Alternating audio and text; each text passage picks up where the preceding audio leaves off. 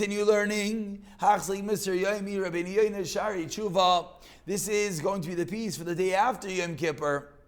And if there was no greater way to walk into Yom Kippur, to have a piece of Sharei Teshuva for Yom Kippur, there's no greater way, there's no greater nachas, there's no greater commitment than by having the piece of Rabeinu Yona the day after Yom Kippur, realizing we have a lot of work to do, realizing that we have to take the steps slowly and painstakingly a little bit every day to finally come closer to Hashem. So continues Rabeinu Yona on page 24. Now, what's the next thought in this world, in this thought of the Ikar HaRishon, in this understanding of the charata that one has to have? He has to tell to himself, what did Hashem do? What did the Bayri do? He's nafach ba'api, blew into my nostrils, nishmas chayim. He gave me a neshama, and he gave me a neshama which is chachmei leiv, which is wise-hearted, v'toiva seichel, and of a beautiful intellect. La'akiroi. Why did Hashem do this? Well, a year of so that I could recognize Hashem and I could fear Him. And there be Moishel to rule over the body and all its activities. Just as Hashem made it that it's also over all the other.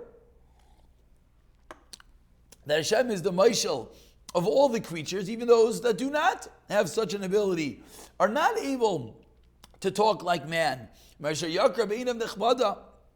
Why? Because that is the way, is esteemed, that is what's yakar in the eyes of Hashem. And Hashem created me, and Hashem put in my neshama, and Hashem allowed me to roll over my body. But what happened? How did I act? I did the exact opposite of what I was supposed to do. I didn't have my neshama control my body. The opposite. My body controlled my neshama. Lama li chayim. So the next feeling of regret tells a person, so what do I need this life for? If the whole life that Hashem gave me, if He blew in this neshama, so that the neshama of the soul could rule over my body, and now I did the opposite. Lama li chayim.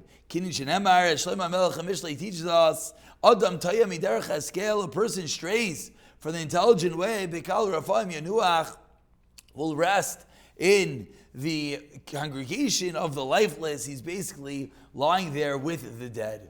And moreover, I didn't even act like an animal.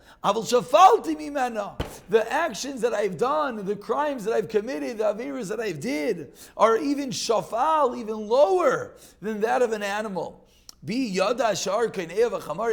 love. Why? Because a shar, the ox, at least doesn't act such a way to its owner. The chamar, the donkey, doesn't act such a way towards its master. Vani, but I, lo yadati, v'lo yizbainanti. I did not know Hashem. I did not contemplate Hashem. V'shilachli nafshi l'chavshi madeineha.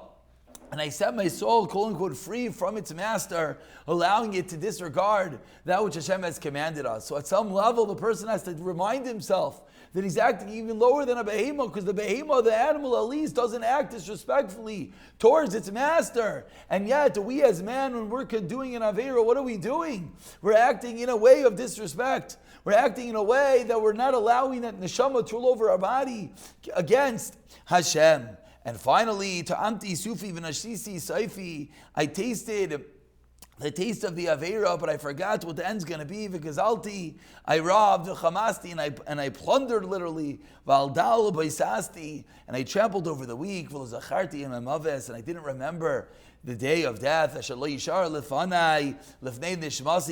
on that final day, right now, maybe there is the hana, there is the pleasure. But on that final day, there'd be nothing left in front of my neshama. All that's going to be left is the body, the corpse, and the burial plot. And concludes Rabeinu Yona, and this that we just explained, this all comes from Yirmiyahu Hanavi when he says, Ein ish nicham al rasa.